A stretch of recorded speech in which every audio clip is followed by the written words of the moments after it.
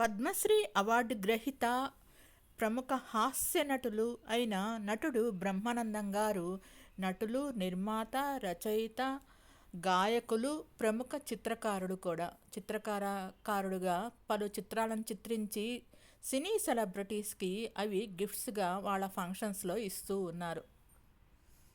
తన ఆత్మకథను తనే రాసుకున్నారు. నర్సరావుపేటలో పుట్టి పెరిగారు. వీరికి గాను ఇద్దరు అబ్బాయిలు. పెద్దబ్బాయి గౌతమ్ను సినీ రంగంలోకి హీరోగా పరిచయం చేశారు. మొదటి సినిమానే డైరెక్షన్ ప్రముఖ దర్శకుడు కె రాఘవేంద్రరావు గారి డైరెక్షన్లో వీరి అబ్బాయి హీరోగా నటించారు.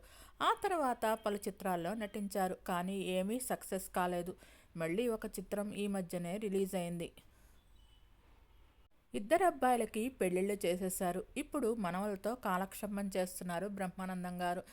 ఆరోగ్యరీత్యా అడపాదడపా ఏదైనా మంచి పాత్రలు దొరికితే మాత్రం చేస్తున్నారు బ్రహ్మానందం గారు. దాదాపు 1200 పైగా సినిమాల్లో నటించిన Brahmanandam garu Guinness book of world రికార్డ్స్లోకి ఎక్కారు. మీకు ఈ వీడియో నచ్చినట్టయితే లైక్ చేయండి, కామెంట్ చేయండి. Thank you all. Please subscribe and support my channel Gundemida vlogs. Thanks to all.